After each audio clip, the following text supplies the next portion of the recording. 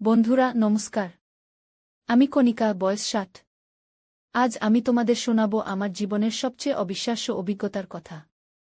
আমার বয়স যখন 55, আমার স্বামী তখন মারা গেলেন। আমি আর আমার 30 বছরের ছেলে সুরজ দুজন একা হয়ে গেলাম।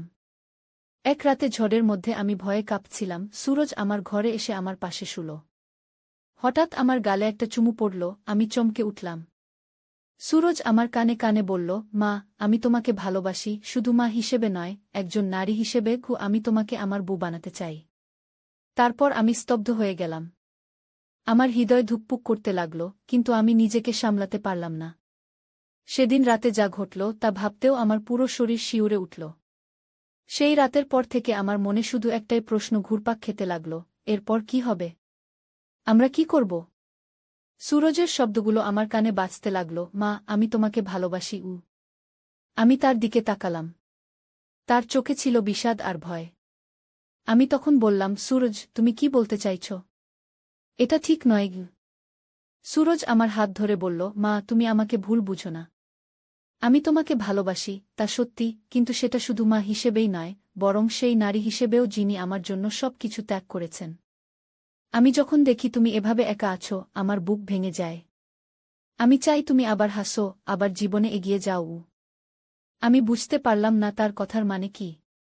তারপর সে একটা চিঠি বের করল। বলল, বাবার মৃত্যুর আগে তিনি আমাকে একটা রহস্যময় চিঠি দিয়েছিলেন। এতে লেখা আছে যে তার একটা বড় গোপন আছে, যা তুমিও জানো না। আমি অবাক হয়ে তার দিকে তাকালাম। সুরজ আবার বলল, বাবা লিখেছেন তার বাবার একটা বাড়ি আছে উত্তরবঙ্গে, দার্জিলিংয়ের পাশে। কেউ জানে না এটার কথা। এই বাড়িতে নাকি অনেক মূল্যবান জিনিস আছে। কিন্তু এই বাড়ি খুঁজে বের করতে হলে আমাদের দুজনকে একসাথে যেতে হবে। আমাদের ভান করতে হবে যে আমরা স্বামী স্ত্রী, নইলে সেখানে ঢুকতে দেবে না। আমি তখনও বিশ্বাস করতে পারছিলাম না। আমার স্বামী কিভাবে এতদিন এমন একটা গোপন রাখলেন? সুরজ বলল, মা, আমি জানি এটা অদ্ভুত শোনাচ্ছে, কিন্তু আমাদের যেতে হবে। বাবা লিখেছেন যে সেই বাড়িতে তার বাবার একটা বড় সম্পত্তি লুকানো আছে, যা আমাদের ভবিষ্যৎ পরিবর্তন করে দিতে পারে। কিন্তু সময় কম, আমাদের আগামীকাল রাতের মধ্যেই রওনা দিতে হবে। আমি বুঝলাম সুরজ কখনোই অনুপযুক্ত কিছু বলতে চায়নি, বরং সে আমাকে সাহায্য করতে চেয়েছিল। আমি স্বস্তি পেলাম। পরদিন আমরা দুজন দার্জিলিং এর দিকে রওনা দিলাম। আমাদের একটাই উদ্দেশ্য, সেই রহস্যময় বাড়ি খুঁজে বের করা এবং আমার স্বামীর গোপন সম্পত্তি পাওয়া। আমার মনে প্রশ্ন ছিল, কেন তিনি আমাকে কখনো এই বিষয়ে বলেননি? ট্রেনে যাওয়ার সময় সুরজ আমাকে বলল, মা, বাবার চিঠিতে আরও বলা আছে যে আমাদের সেখানে পৌঁছানোর পর আমাদের একটা নতুন নাম ব্যবহার করতে হবে। আমি হব বিকাশ আর তুমি হবে সুমিতা।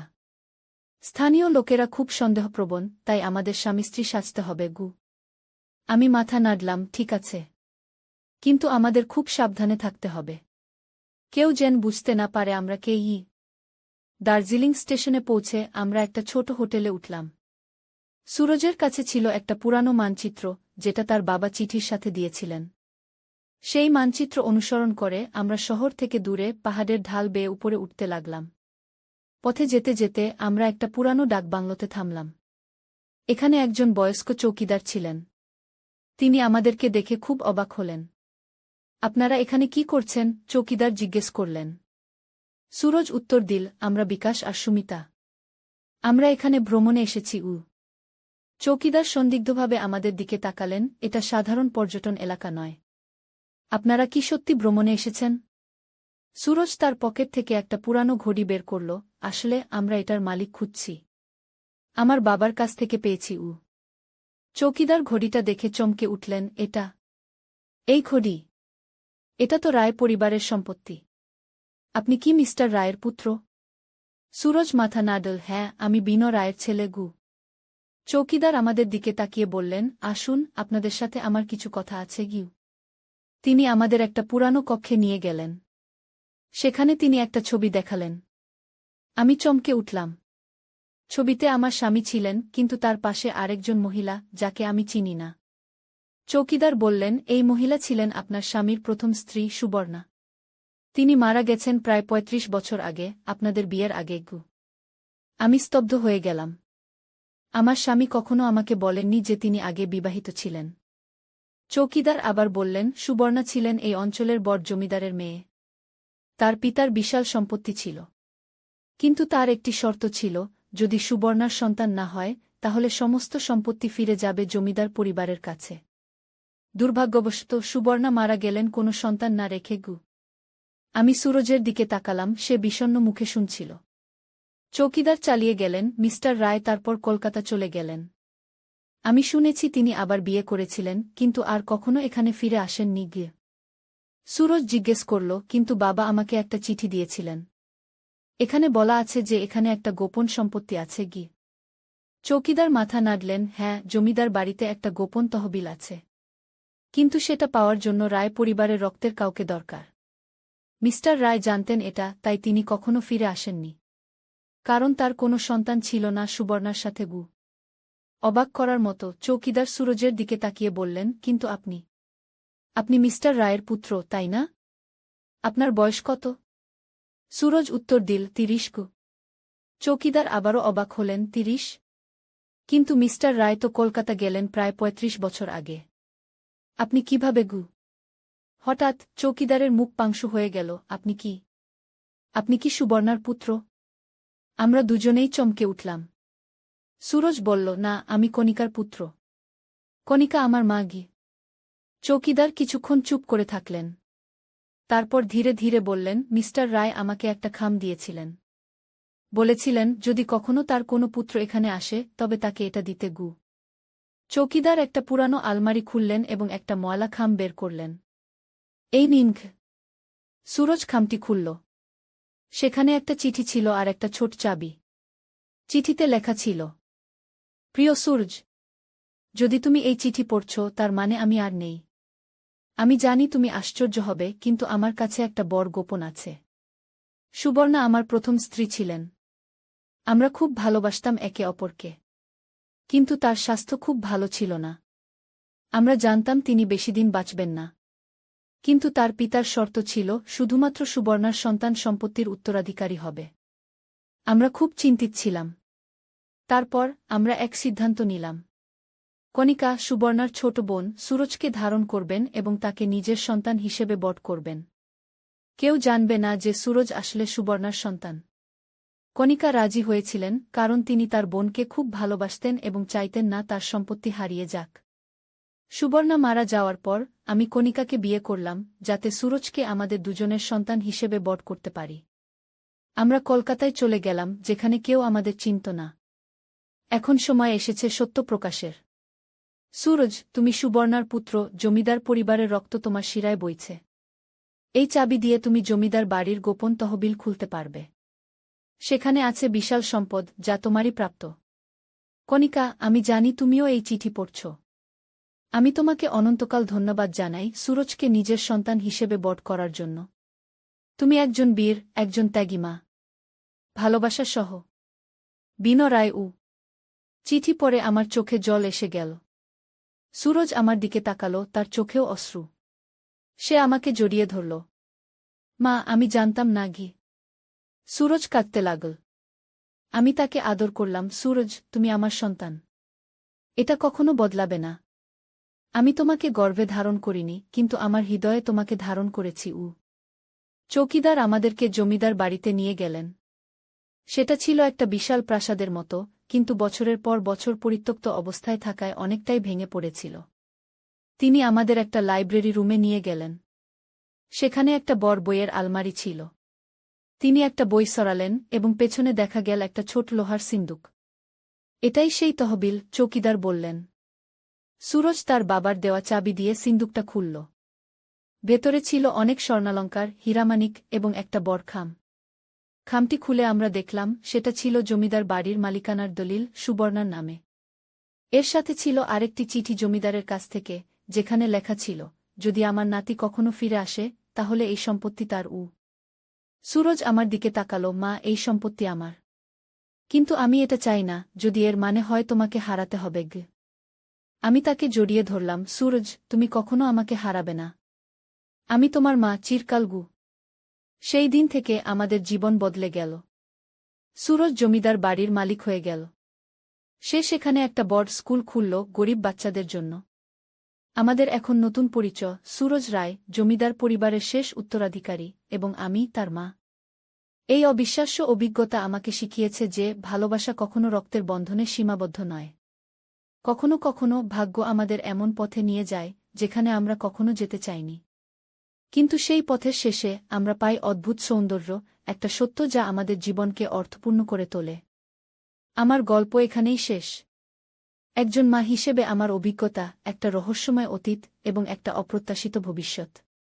কিন্তু এই সব কিছুর মধ্যে একটা জিনিস অপরিবর্তিত রয়ে গেছে, আমার পুত্রের প্রতি আমার অসীম ভালোবাসা। অতিরিক্ত অংশ।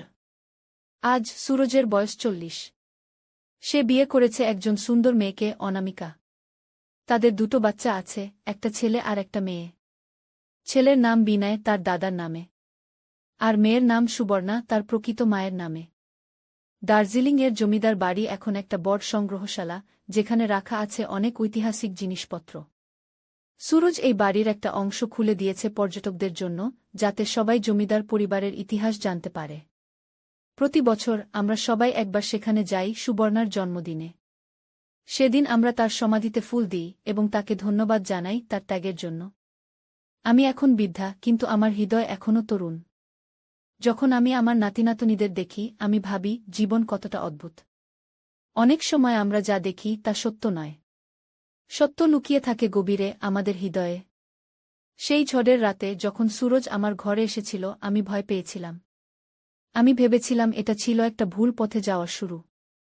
কিন্তু এখন আমি বুঝি সেটা ছিল একটা নতুন জীবনের শুরু, একটা সত্যের অন্বেষণের শুরু। আমার জীবনে অনেক উত্থানপতন ছিল, অনেক রহস্য ছিল। কিন্তু আমি কখনো হাল ছাড়িনি। আমি লড়াই করেছি আমার সন্তানের জন্য, আমার পরিবারের জন্য। আজ যখন আমি পিছনে ফিরে তাকাই, আমি গর্বিত। গর্বিত যে আমি একজন মা। গর্বিত যে আমি একজন রক্ষক। গর্বিত যে আমি সুরজের মা। জীবন আমাদের অনেক পরীক্ষায় ফেলে। কিন্তু যদি আমরা সাহসী হই, যদি আমরা সত্যকে গ্রহণ করি, তাহলে আমরা জীবনের সব চ্যালেঞ্জ অতিক্রম করতে পারি। আমার নাম কণিকা। আমার বয়স 60। এবং আমি সবেমাত্র আমার জীবনের সবচেয়ে বড় সিদ্ধান্ত নিয়েছি। সুরজের প্রস্তাবে আমরা সবাই এখন সিমলাতে একটি নতুন বাড়ি কিনেছি। পাহাড়ের ঢালে সাদা তুষারের মাঝে একটি সুন্দর কুটির। এখান থেকে হিমালয়ের দৃশ্য অপূর্ব। সকালে উঠে বারান্দায় বসলে মনে হয় আকাশ যেন হাতের নাগালে। আমার শেষ বয়সে এই পরিবর্তন সহজ ছিল না। কলকাতার বাড়ি ছেড়ে আসতে কষ্ট হয়েছিল। সেখানে তো আমার স্বামীর স্মৃতি জড়িয়েছিল। কিন্তু জীবন তো এগিয়ে যেতেই হবে। সিমলার এই বাড়িতে আমরা সবাই মিলে থাকি, আমি, সুরজ, অনামিকা আর তাদের 2 বাচ্চা। এখানে আসার পর থেকে আমার স্বাস্থ্যও ভালো হয়েছে। পাহাড়ি বাতাসে আমার হাঁপানি কমে গেছে। সুরজ এখানে একটি ছোট ব্যবসা শুরু করেছে, পাহাড়ি ফল দিয়ে জ্যাম তৈরি করার। স্থানীয় লোকেরা সাহায্য করে, আর আমরা সেই জ্যাম দেশের বিভিন্ন জায়গায় পাঠাই। ব্যবসাটা ভালোই চলছে। বিনো আর সুবর্ণা এখানে খুব আনন্দে আছে। স্কুল থেকে ফিরে তারা পাহাড়ে চড়তে যায়, স্থানীয় বাচ্চাদের সাথে খেলাধুলা করে। তাদের মুখে হাসি দেখে আমার মন ভরে যায়। গত মাসে আমরা সবাই মিলে দার্জিলিংয়ে বেড়াতে গিয়েছিলাম। জমিদার বাড়িটা এখন পুরোপুরি নবীকরণ করা হয়েছে। সেখানে এখন অনেক পর্যটক আসে। সুরজের স্কুলটি এখন একটি বড় শিক্ষা প্রতিষ্ঠানে পরিণত হয়েছে। আমি যখন সেই বাড়িতে যাই, সুবর্ণার ছবির সামনে দাঁড়াই। আমি তাকে বলি, বোন, তোমার ছেলে তোমাকে গর্বিত করেছে। সে একজন ভালো মানুষ হয়েছে কি? আমি জানি না আমার আর কতদিন বাঁচব। কিন্তু আমি জানি আমি সন্তুষ্ট চলে যাব। আমার জীবন সার্থক হয়েছে। আমার সন্তান সুখী, আমার পরিবার একসাথে আছে। এর চেয়ে বেশি আর কি চাই? কাল রাতে আমি একটা স্বপ্ন দেখলাম। স্বপ্নে আমার স্বামী আর সুবর্ণা দুজনকেই দেখলাম। তারা আমার দিকে তাকিয়ে হাসছিলেন। আমি জানি তারা খুশি যে আমি তাদের বিশ্বাস রক্ষা করেছি। জীবন অদ্ভুত। আমরা কখনো জানি না কোনো মোড়ে কি অপেক্ষা করছে। আমি যদি সেদিন সুরজের পাশে শুতে না দিতাম, যদি তার কথা শুনে ভুল বুঝতাম, তাহলে হয়তো আমরা কখনো সত্য জানতে পারতাম না। আজ রাতে আমি আমার ডায়েরিতে শেষ পাতা লিখছি। আমি লিখছি আমার জীবনের গল্প, যাতে আমার নাতিনাতনীরা একদিন জানতে পারে তাদের পরিবারের ইতিহাস। যাতে তারা জানে ভালোবাসা কখনো রক্তের বন্ধনে আবদ্ধ থাকে না। সিমলার এই ছোট বাড়িতে, হিমালয়ের কোলে আমি শান্তি পেয়েছি। জীবনের আশীর্বাদে আমি ধন্য। আমার নাম কণিকা, আমার বয়স 60, আর এটাই আমার গল্প। বলেন এই অঞ্চলের বড় জমিদারের মেয়ে। তার পিতার বিশাল সম্পত্তি ছিল। কিন্তু তার একটি শর্ত ছিল, যদি সুবর্ণার সন্তান না হয় তাহলে সমস্ত সম্পত্তি ফিরে যাবে জমিদার পরিবারের কাছে। দুর্ভাগ্যবশত সুবর্ণা মারা গেলেন কোনো সন্তান না রেখে। আমি সুরজের দিকে তাকালাম, সে বিষণ্ণ মুখে শুনছিল। চৌকিদার চালিয়ে গেলেন, মিস্টার রায় তারপর কলকাতা চলে গেলেন। আমি শুনেছি তিনি আবার বিয়ে করেছিলেন, কিন্তু আর কখনো এখানে ফিরে আসেননি। গিয়ে সুরজ জিজ্ঞেস করল, কিন্তু বাবা আমাকে একটা চিঠি দিয়েছিলেন। এখানে বলা আছে যে এখানে একটা গোপন সম্পত্তি আছে। চৌকিদার মাথা নাড়লেন, হ্যাঁ, জমিদার বাড়িতে একটা গোপন তহবিল আছে। কিন্তু সেটা পাওয়ার জন্য রায় পরিবারের রক্তের কাউকে দরকার। মিস্টার রায় জানতেন এটা, তাই তিনি কখনো ফিরে আসেননি। কারণ তার কোনো সন্তান ছিল না সুবর্ণার সাথে। অবাক করার মতো চৌকিদার সুরজের দিকে তাকিয়ে বললেন, কিন্তু আপনি মিস্টার রায়ের পুত্র, তাই না? আপনার বয়স কত? সুরজ উত্তর দিল, 30। চৌকিদার আবারও অবাক হলেন, 30? কিন্তু মিস্টার রায় তো কলকাতা গেলেন প্রায় 35 বছর আগে। আপনি কিভাবে? হঠাৎ চৌকিদারের মুখ পাংশু হয়ে গেল। আপনি কি সুবর্ণার পুত্র? আমরা দুজনেই চমকে উঠলাম। সুরজ বলল, না, আমি কণিকার পুত্র। কণিকা আমার মা। চৌকিদার কিছুক্ষণ চুপ করে থাকলেন। তারপর ধীরে ধীরে বললেন, মিস্টার রায় আমাকে একটা খাম দিয়েছিলেন। বলেছিলেন যদি কখনো তার কোনো পুত্র এখানে আসে তবে তাকে এটা দিতে। চৌকিদার একটা পুরানো আলমারি খুললেন এবং একটা ময়লা খাম বের করলেন। এই নিন। সুরজ খামটি খুলল। সেখানে একটা চিঠি ছিল আর একটা ছোট চাবি। চিঠিতে লেখা ছিল, প্রিয় সূরজ, যদি তুমি এই চিঠি পড়ছ তার মানে আমি আর নেই।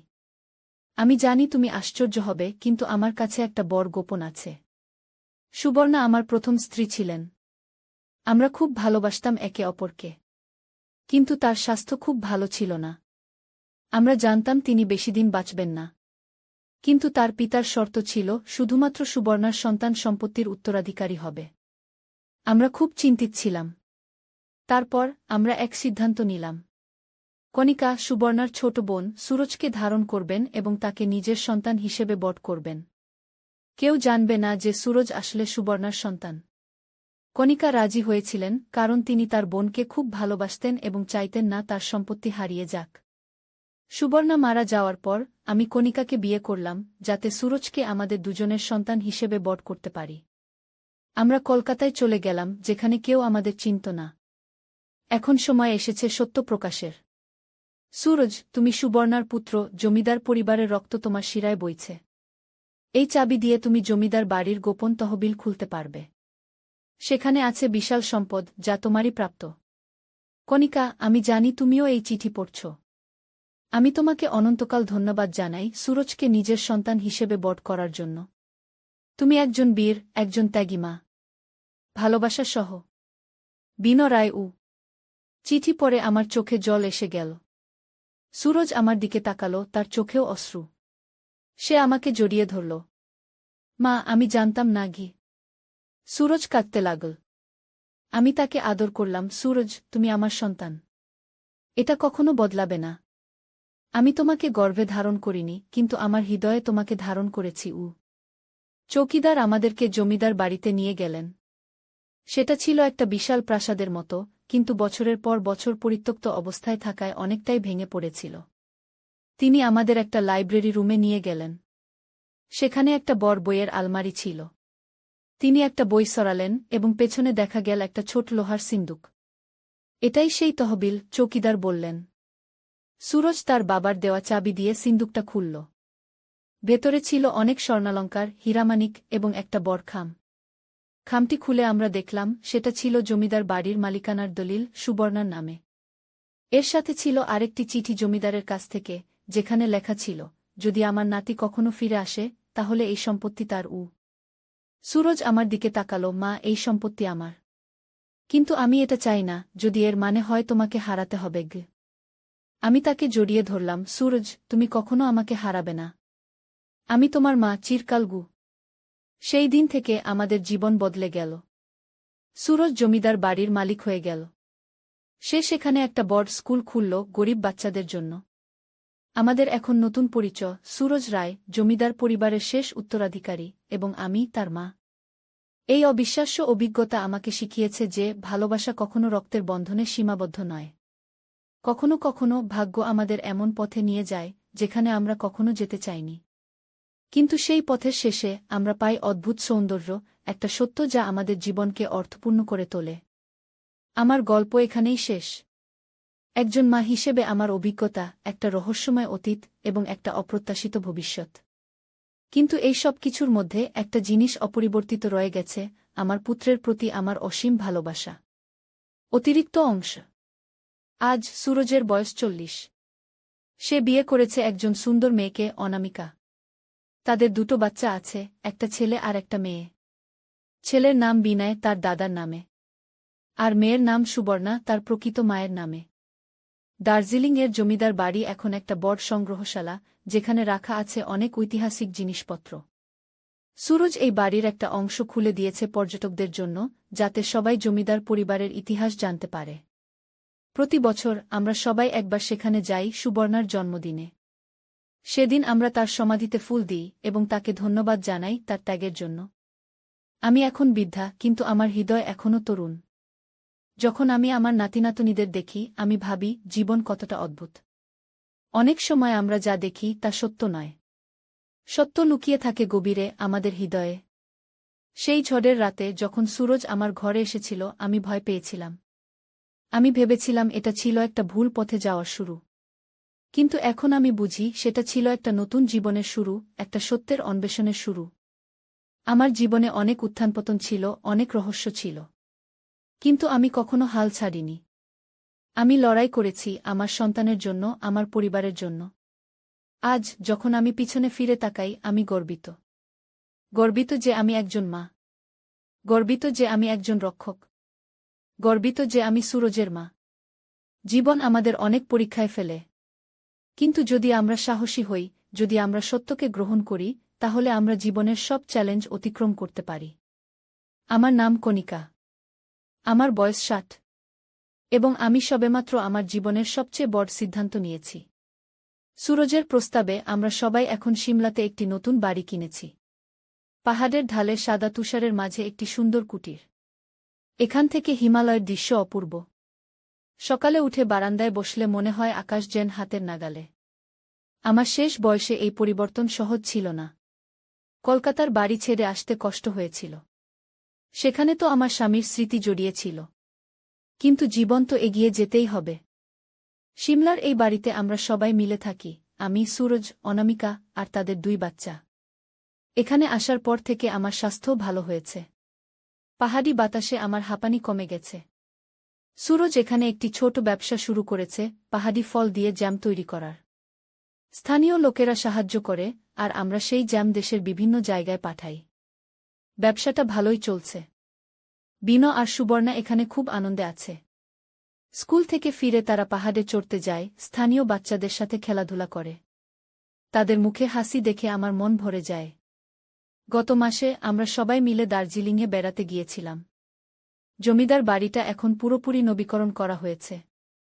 সেখানে এখন অনেক পর্যটক আসে। সুরজের স্কুলটি এখন একটি বড় শিক্ষা প্রতিষ্ঠানে পরিণত হয়েছে। আমি যখন সেই বাড়িতে যাই, সুবর্ণার ছবির সামনে দাঁড়াই। আমি তাকে বলি, বোন, তোমার ছেলে তোমাকে গর্বিত করেছে। সে একজন ভালো মানুষ হয়েছে কি? আমি জানি না আমার আর কতদিন বাঁচব। কিন্তু আমি জানি আমি সন্তুষ্ট চলে যাব। আমার জীবন সার্থক হয়েছে। আমার সন্তান সুখী, আমার পরিবার একসাথে আছে। এর চেয়ে বেশি আর কি চাই? কাল রাতে আমি একটা স্বপ্ন দেখলাম। স্বপ্নে আমার স্বামী আর সুবর্ণা দুজনকেই দেখলাম। তারা আমার দিকে তাকিয়ে হাসছিলেন। আমি জানি তারা খুশি যে আমি তাদের বিশ্বাস রক্ষা করেছি। জীবন অদ্ভুত। আমরা কখনো জানি না কোনো মোড়ে কি অপেক্ষা করছে। আমি যদি সেদিন সুরজের পাশে শুতে না দিতাম, যদি তার কথা শুনে ভুল বুঝতাম, তাহলে হয়তো আমরা কখনো সত্য জানতে পারতাম না। আজ রাতে আমি আমার ডায়েরিতে শেষ পাতা লিখছি। আমি লিখছি আমার জীবনের গল্প, যাতে আমার নাতিনাতনীরা একদিন জানতে পারে তাদের পরিবারের ইতিহাস। যাতে তারা জানে ভালোবাসা কখনো রক্তের বন্ধনে আবদ্ধ থাকে না। সিমলার এই ছোট বাড়িতে হিমালয়ের কোলে আমি শান্তি পেয়েছি। জীবনের আশীর্বাদে আমি ধন্য। আমার নাম কণিকা, আমার বয়স 60, আর এটাই আমার গল্প। বলেন এই অঞ্চলের বড় জমিদারের মেয়ে। তার পিতার বিশাল সম্পত্তি ছিল, কিন্তু তার একটি শর্ত ছিল, যদি সুবর্ণার সন্তান না হয় তাহলে সমস্ত সম্পত্তি ফিরে যাবে জমিদার পরিবারের কাছে। দুর্ভাগ্যবশত সুবর্ণা মারা গেলেন কোনো সন্তান না রেখে। আমি সুরজের দিকে তাকালাম, সে বিষণ্ণ মুখে শুনছিল। চৌকিদার চালিয়ে গেলেন, মিস্টার রায় তারপর কলকাতা চলে গেলেন। আমি শুনেছি তিনি আবার বিয়ে করেছিলেন, কিন্তু আর কখনো এখানে ফিরে আসেননি। গিয়ে সুরজ জিজ্ঞেস করল, কিন্তু বাবা আমাকে একটা চিঠি দিয়েছিলেন। এখানে বলা আছে যে এখানে একটা গোপন সম্পত্তি আছে। চৌকিদার মাথা নাড়লেন, হ্যাঁ, জমিদার বাড়িতে একটা গোপন তহবিল আছে, কিন্তু সেটা পাওয়ার জন্য রায় পরিবারের রক্তের কাউকে দরকার। মিস্টার রায় জানতেন এটা, তাই তিনি কখনো ফিরে আসেননি, কারণ তার কোনো সন্তান ছিল না সুবর্ণার সাথে। অবাক করার মতো চৌকিদার সুরজের দিকে তাকিয়ে বললেন, কিন্তু আপনি মিস্টার রায়ের পুত্র, তাই না? আপনার বয়স কত? সুরজ উত্তর দিল, 30। চৌকিদার আবারও অবাক হলেন, 30? কিন্তু মিস্টার রায় তো কলকাতা গেলেন প্রায় 35 বছর আগে। আপনি কিভাবে? হঠাৎ চৌকিদারের মুখ পাংশু হয়ে গেল। আপনি কি সুবর্ণার পুত্র? আমরা দুজনেই চমকে উঠলাম। সুরজ বলল, না, আমি কণিকার পুত্র। কণিকা আমার মা। চৌকিদার কিছুক্ষণ চুপ করে থাকলেন, তারপর ধীরে ধীরে বললেন, মিস্টার রায় আমাকে একটা খাম দিয়েছিলেন। বলেছিলেন যদি কখনো তার কোনো পুত্র এখানে আসে তবে তাকে এটা দিতে। চৌকিদার একটা পুরানো আলমারি খুললেন এবং একটা ময়লা খাম বের করলেন। এই নিন। সুরজ খামটি খুলল। সেখানে একটা চিঠি ছিল আর একটা ছোট চাবি। চিঠিতে লেখা ছিল, প্রিয় সুরজ, যদি তুমি এই চিঠি পড়ছ তার মানে আমি আর নেই। আমি জানি তুমি আশ্চর্য হবে, কিন্তু আমার কাছে একটা বড় গোপন আছে। সুবর্ণা আমার প্রথম স্ত্রী ছিলেন। আমরা খুব ভালোবাসতাম একে অপরকে, কিন্তু তার স্বাস্থ্য খুব ভালো ছিল না। আমরা জানতাম তিনি বেশিদিন বাঁচবেন না, কিন্তু তার পিতার শর্ত ছিল শুধুমাত্র সুবর্ণার সন্তান সম্পত্তির উত্তরাধিকারী হবে। আমরা খুব চিন্তিত ছিলাম। তারপর আমরা এক সিদ্ধান্ত নিলাম। কণিকা, সুবর্ণার ছোট বোন, সুরজকে ধারণ করবেন এবং তাকে নিজের সন্তান হিসেবে বট করবেন। কেউ জানবে না যে সুরজ আসলে সুবর্ণার সন্তান। কণিকা রাজি হয়েছিলেন, কারণ তিনি তার বোনকে খুব ভালোবাসতেন এবং চাইতেন না তার সম্পত্তি হারিয়ে যাক। সুবর্ণা মারা যাওয়ার পর আমি কণিকাকে বিয়ে করলাম, যাতে সুরজকে আমাদের দুজনের সন্তান হিসেবে বট করতে পারি। আমরা কলকাতায় চলে গেলাম, যেখানে কেউ আমাদের চিনত না। এখন সময় এসেছে সত্য প্রকাশের। সুরজ, তুমি সুবর্ণার পুত্র, জমিদার পরিবারের রক্ত তোমার শিরায় বইছে।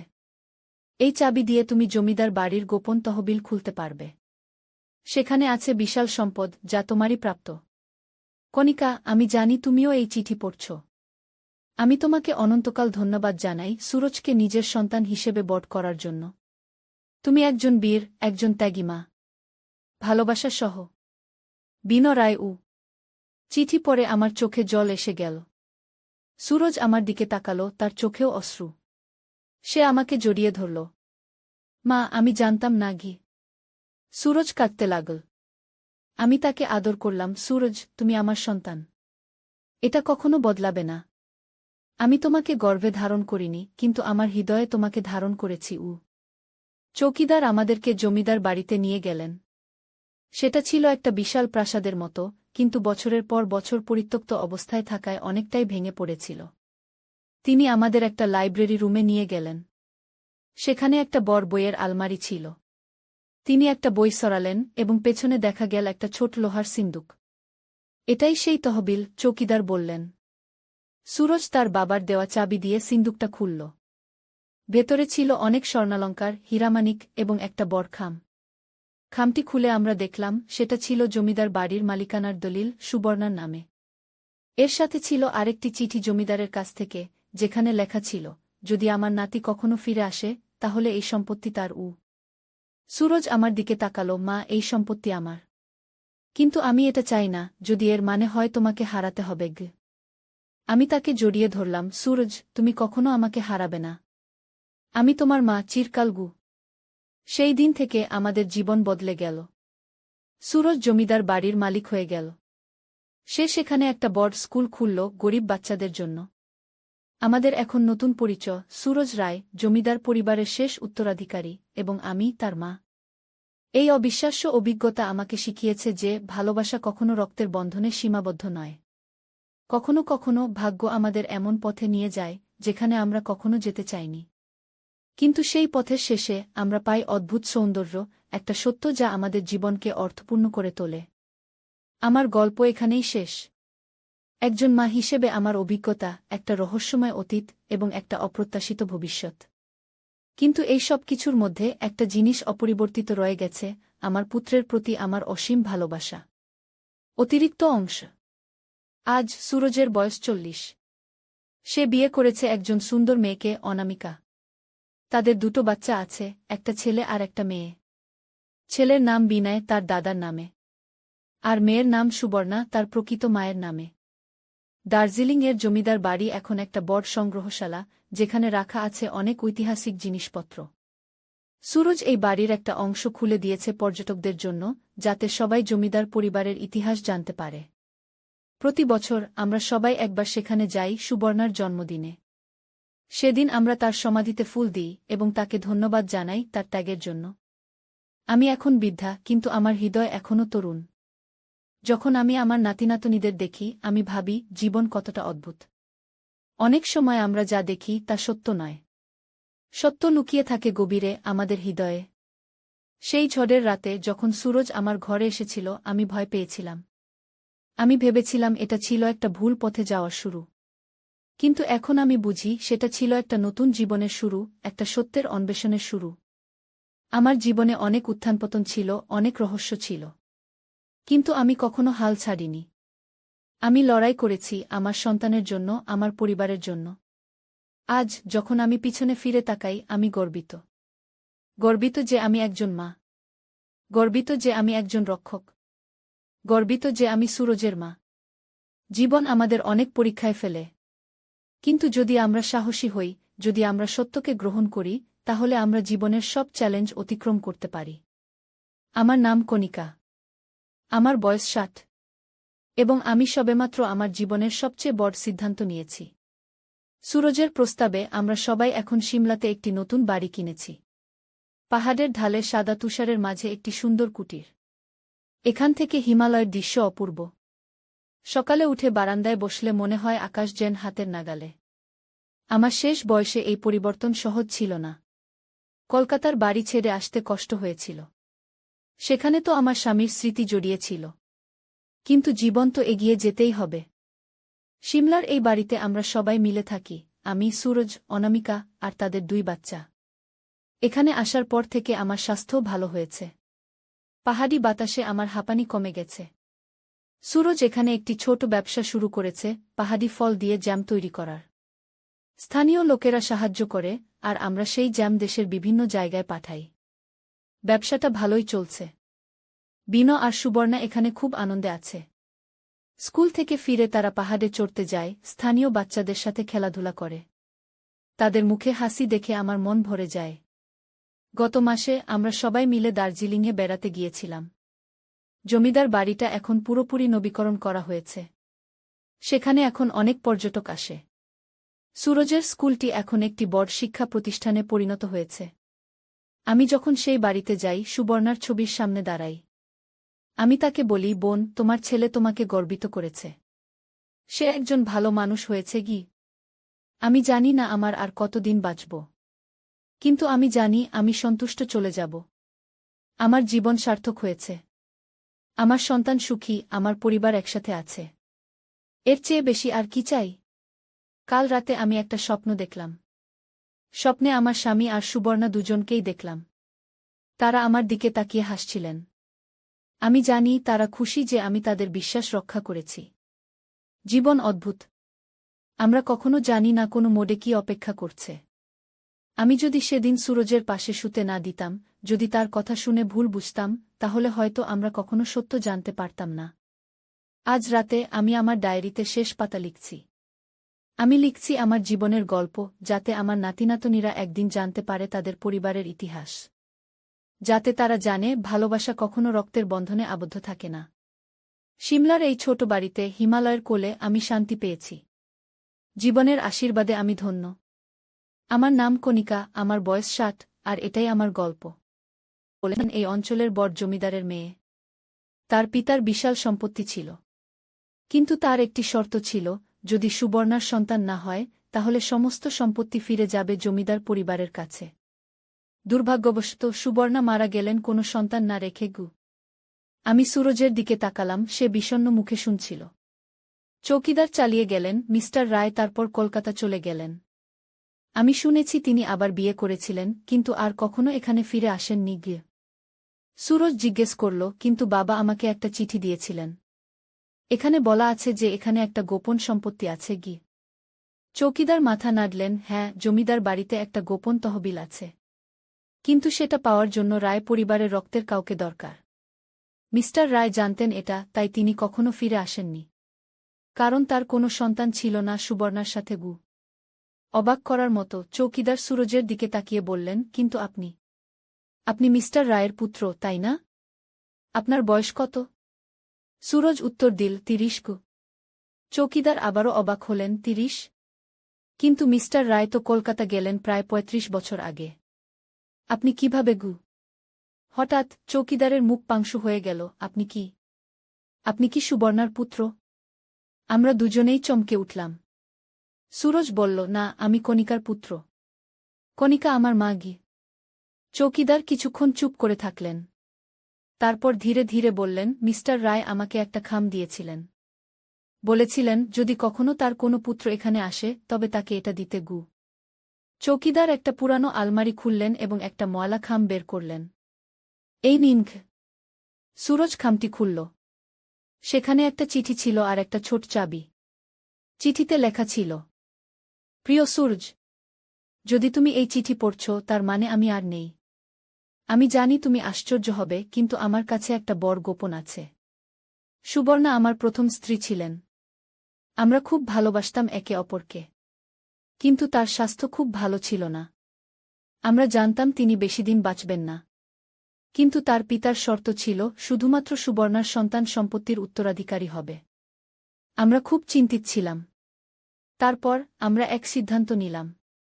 কণিকা, সুবর্ণার ছোট বোন, সুরজকে ধারণ করবেন এবং তাকে নিজের সন্তান হিসেবে বড় করবেন। কেউ জানবে না যে সুরজ আসলে সুবর্ণার সন্তান। কণিকা রাজি হয়েছিলেন, কারণ তিনি তার বোনকে খুব ভালোবাসতেন এবং চাইতেন না তার সম্পত্তি হারিয়ে যাক। সুবর্ণা মারা যাওয়ার পর আমি কণিকাকে বিয়ে করলাম, যাতে সুরজকে আমাদের দুজনের সন্তান হিসেবে বড় করতে পারি। আমরা কলকাতায় চলে গেলাম, যেখানে কেউ আমাদের চিনত না। এখন সময় এসেছে সত্য প্রকাশের। সুরজ, তুমি সুবর্ণার পুত্র, জমিদার পরিবারের রক্ত তোমার শিরায় বইছে। এই চাবি দিয়ে তুমি জমিদার বাড়ির গোপন তহবিল খুলতে পারবে। সেখানে আছে বিশাল সম্পদ, যা তোমারই প্রাপ্ত। কণিকা, আমি জানি তুমিও এই চিঠি পড়ছ। আমি তোমাকে অনন্তকাল ধন্যবাদ জানাই সুরজকে নিজের সন্তান হিসেবে বড় করার জন্য। তুমি একজন বীর, একজন ত্যাগী মা। ভালোবাসা সহ, বিনয় রায়। চিঠি পড়ে আমার চোখে জল এসে গেল। সুরজ আমার দিকে তাকালো, তার চোখেও অশ্রু। সে আমাকে জড়িয়ে ধরল। মা, আমি জানতাম না। সুরজ কাঁদতে লাগল। আমি তাকে আদর করলাম। সুরজ, তুমি আমার সন্তান। এটা কখনো বদলাবে না। আমি তোমাকে গর্ভে ধারণ করিনি, কিন্তু আমার হৃদয়ে তোমাকে ধারণ করেছি। চৌকিদার আমাদেরকে জমিদার বাড়িতে নিয়ে গেলেন। সেটা ছিল একটা বিশাল প্রাসাদের মতো, কিন্তু বছরের পর বছর পরিত্যক্ত অবস্থায় থাকায় অনেকটাই ভেঙে পড়েছিল। তিনি আমাদের একটা লাইব্রেরি রুমে নিয়ে গেলেন। সেখানে একটা বড় বইয়ের আলমারি ছিল। তিনি একটা বই সরালেন এবং পেছনে দেখা গেল একটা ছোট লোহার সিন্দুক।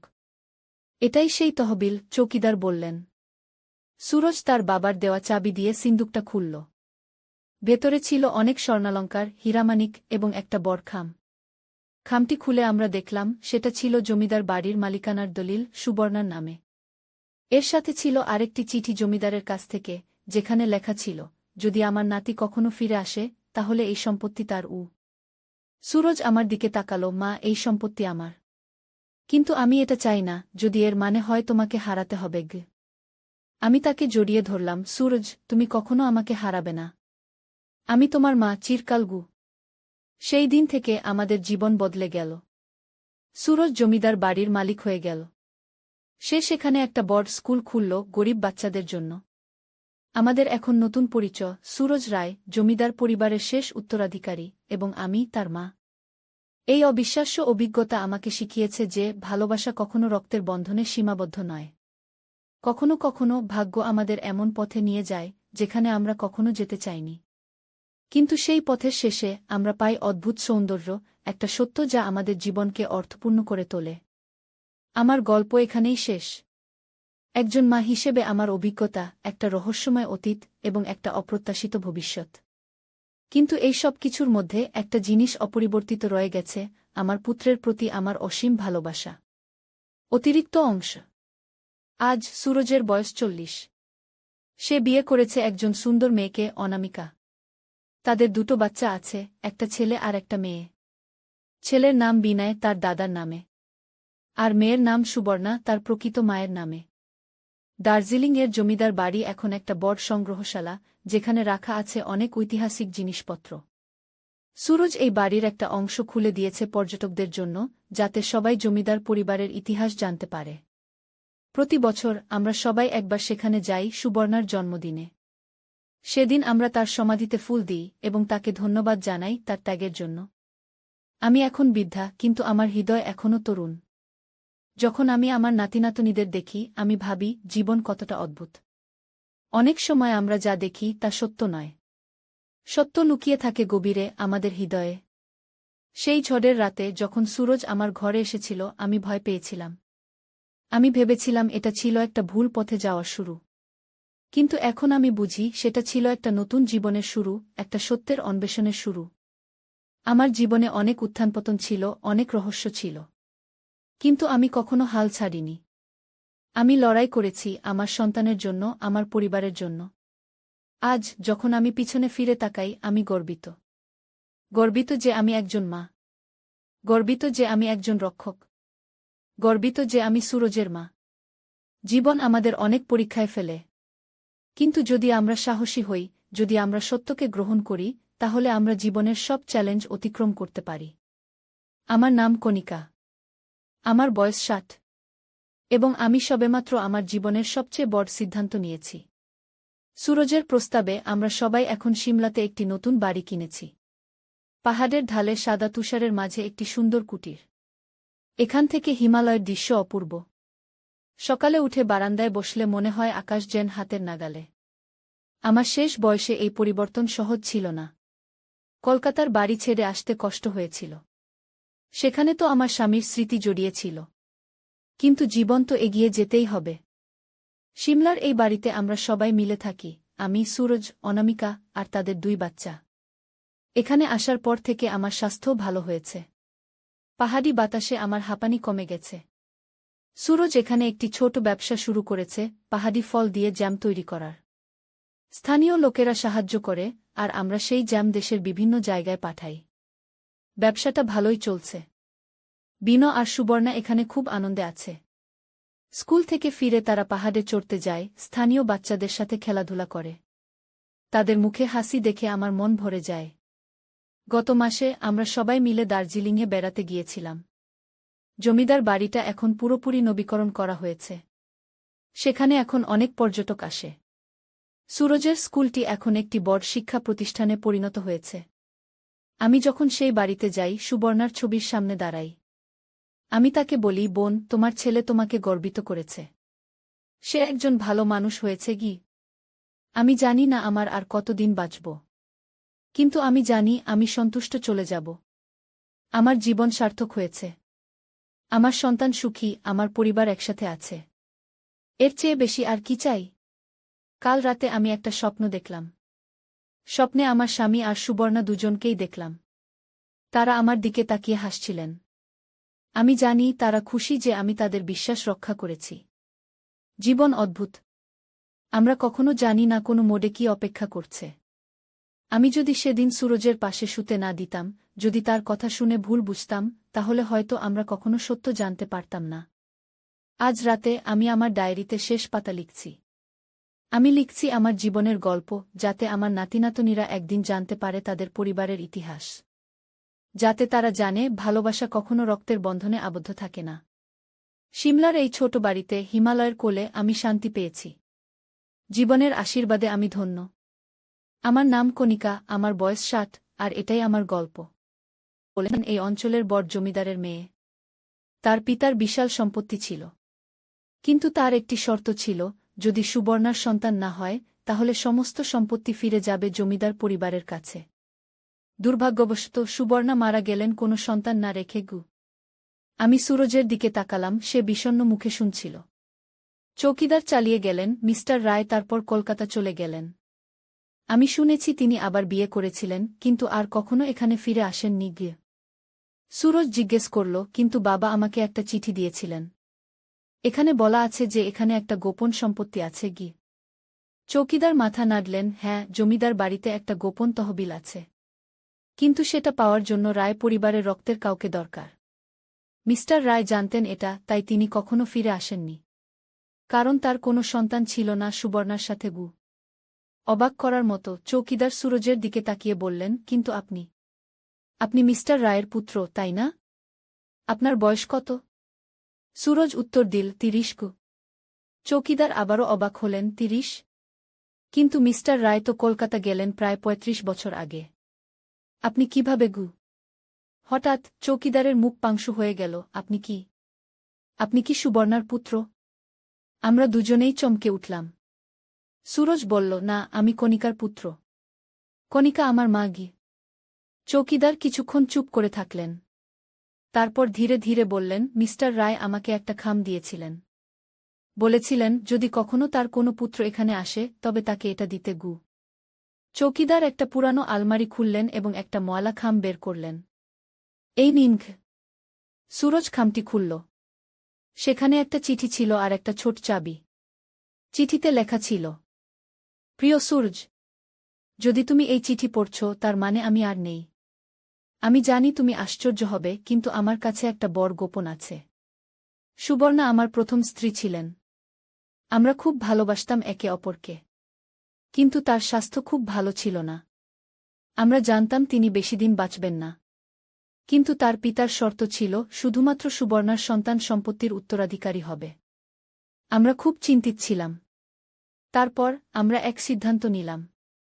কণিকা, সুবর্ণার ছোট বোন, সুরজকে ধারণ করবেন এবং তাকে নিজের সন্তান হিসেবে বট করবেন। কেউ জানবে না যে সুরজ আসলে সুবর্ণার সন্তান। কণিকা রাজি হয়েছিলেন, কারণ তিনি তার বোনকে খুব ভালোবাসতেন এবং চাইতেন না তার সম্পত্তি হারিয়ে যাক। সুবর্ণা মারা যাওয়ার পর আমি কণিকাকে বিয়ে করলাম, যাতে সুরজকে আমাদের দুজনের সন্তান হিসেবে বট করতে পারি। আমরা কলকাতায় চলে গেলাম, যেখানে কেউ আমাদের চিনত না। এখন সময় এসেছে সত্য প্রকাশের। সুরজ, তুমি সুবর্ণার পুত্র, জমিদার পরিবারের রক্ত তোমার শিরায় বইছে। এই চাবি দিয়ে তুমি জমিদার বাড়ির গোপন তহবিল খুলতে পারবে। সেখানে আছে বিশাল সম্পদ, যা তোমারই প্রাপ্ত। কণিকা, আমি জানি তুমিও এই চিঠি পড়ছ। আমি তোমাকে অনন্তকাল ধন্যবাদ জানাই সুরজকে নিজের সন্তান হিসেবে বট করার জন্য। তুমি একজন বীর, একজন ত্যাগী মা। ভালোবাসা সহ, বিন রায়। চিঠি পড়ে আমার চোখে জল এসে গেল। সুরজ আমার দিকে তাকালো, তার চোখেও অশ্রু। সে আমাকে জড়িয়ে ধরল। মা, আমি জানতাম না।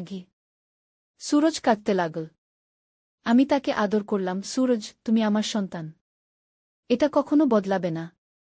আমি তোমাকে গর্ভে ধারণ করিনি, কিন্তু আমার হৃদয়ে তোমাকে ধারণ করেছি। চৌকিদার আমাদেরকে জমিদার বাড়িতে নিয়ে গেলেন।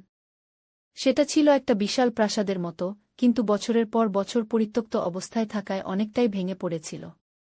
তিনি আমাদের একটা লাইব্রেরি রুমে নিয়ে গেলেন। সেখানে একটা বড় বইয়ের আলমারি ছিল।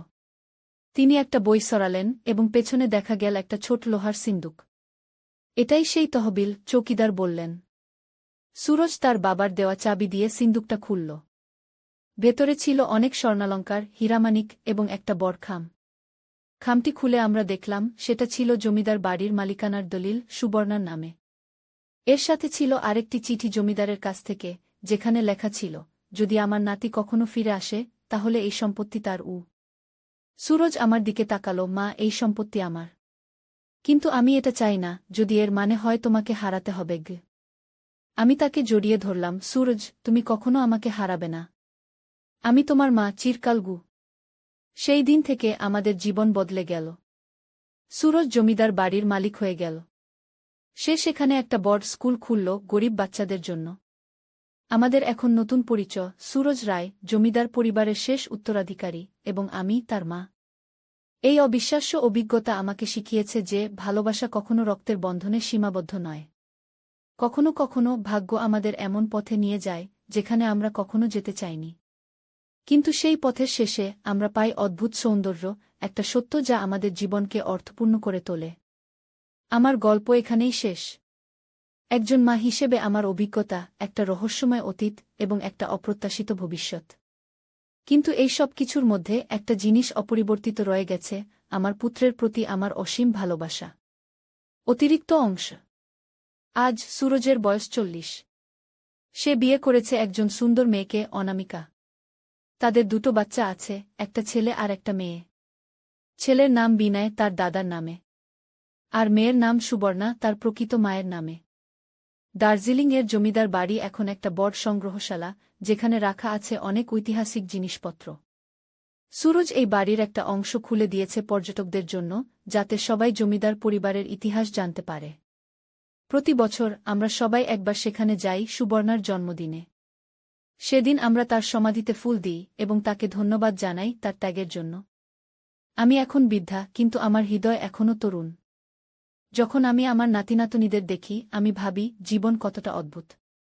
অনেক সময় আমরা যা দেখি তা সত্য নয়।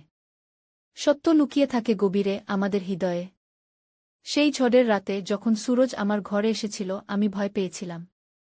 আমি ভেবেছিলাম এটা ছিল একটা ভুল পথে যাওয়ার শুরু। কিন্তু এখন আমি বুঝি সেটা ছিল একটা নতুন জীবনের শুরু, একটা সত্যের অন্বেষণের শুরু। আমার জীবনে অনেক উত্থানপতন ছিল, অনেক রহস্য ছিল। কিন্তু আমি কখনো হাল ছাড়িনি। আমি লড়াই করেছি আমার সন্তানের জন্য, আমার পরিবারের জন্য। আজ যখন আমি পিছনে ফিরে তাকাই, আমি গর্বিত। গর্বিত যে আমি একজন মা। গর্বিত যে আমি একজন রক্ষক। গর্বিত যে আমি সুরজের মা। জীবন আমাদের অনেক পরীক্ষায় ফেলে। কিন্তু যদি আমরা সাহসী হই, যদি আমরা সত্যকে গ্রহণ করি, তাহলে আমরা জীবনের সব চ্যালেঞ্জ অতিক্রম করতে পারি। আমার নাম কণিকা। আমার বয়স 60। এবং আমি সবেমাত্র আমার জীবনের সবচেয়ে বড় সিদ্ধান্ত নিয়েছি। সুরজের প্রস্তাবে আমরা সবাই এখন সিমলাতে একটি নতুন বাড়ি কিনেছি। পাহাড়ের ঢালে সাদা তুষারের মাঝে একটি সুন্দর কুটির। এখান থেকে হিমালয়ের দৃশ্য অপূর্ব। সকালে উঠে বারান্দায় বসলে মনে হয় আকাশ যেন হাতের নাগালে। আমার শেষ বয়সে এই পরিবর্তন সহজ ছিল না। কলকাতার বাড়ি ছেড়ে আসতে কষ্ট হয়েছিল। সেখানে তো আমার স্বামীর স্মৃতি জড়িয়েছিল। কিন্তু জীবন তো এগিয়ে যেতেই হবে। সিমলার এই বাড়িতে আমরা সবাই মিলে থাকি, আমি, সুরজ, অনামিকা আর তাদের 2 বাচ্চা। এখানে আসার পর থেকে আমার স্বাস্থ্যও ভালো হয়েছে। পাহাড়ি বাতাসে আমার হাঁপানি কমে গেছে। সুরজ এখানে একটি ছোট ব্যবসা শুরু করেছে, পাহাড়ি ফল দিয়ে জ্যাম তৈরি করার। স্থানীয় লোকেরা সাহায্য করে, আর আমরা সেই জ্যাম দেশের বিভিন্ন জায়গায় পাঠাই। ব্যবসাটা ভালোই চলছে। বিনো আর সুবর্ণা এখানে খুব আনন্দে আছে। স্কুল থেকে ফিরে তারা পাহাড়ে চড়তে যায়, স্থানীয় বাচ্চাদের সাথে খেলাধুলা করে। তাদের মুখে হাসি দেখে আমার মন ভরে যায়। গত মাসে আমরা সবাই মিলে দার্জিলিংয়ে বেড়াতে গিয়েছিলাম। জমিদার বাড়িটা এখন পুরোপুরি নবীকরণ করা হয়েছে। সেখানে এখন অনেক পর্যটক আসে। সুরজের স্কুলটি এখন একটি বড় শিক্ষা প্রতিষ্ঠানে পরিণত হয়েছে। আমি যখন সেই বাড়িতে যাই, সুবর্ণার ছবির সামনে দাঁড়াই। আমি তাকে বলি, বোন, তোমার ছেলে তোমাকে গর্বিত করেছে। সে একজন ভালো মানুষ হয়েছে কি? আমি জানি না আমার আর কতদিন বাঁচব। কিন্তু আমি জানি আমি সন্তুষ্ট চলে যাব। আমার জীবন সার্থক হয়েছে। আমার সন্তান সুখী, আমার পরিবার একসাথে আছে। এর চেয়ে বেশি আর কি চাই? কাল রাতে আমি একটা স্বপ্ন দেখলাম। স্বপ্নে আমার স্বামী আর সুবর্ণা দুজনকেই দেখলাম। তারা আমার দিকে তাকিয়ে হাসছিলেন। আমি জানি তারা খুশি যে আমি তাদের বিশ্বাস রক্ষা করেছি। জীবন অদ্ভুত। আমরা কখনো জানি না কোনো মোড়ে কি অপেক্ষা করছে। আমি যদি সেদিন সুরজের পাশে শুতে না দিতাম, যদি তার কথা শুনে ভুল বুঝতাম তাহলে হয়তো আমরা কখনো সত্য জানতে পারতাম না। আজ রাতে আমি আমার ডায়েরিতে শেষ পাতা লিখছি। আমি লিখছি আমার জীবনের গল্প, যাতে আমার নাতিনাতনীরা একদিন জানতে পারে তাদের পরিবারের ইতিহাস।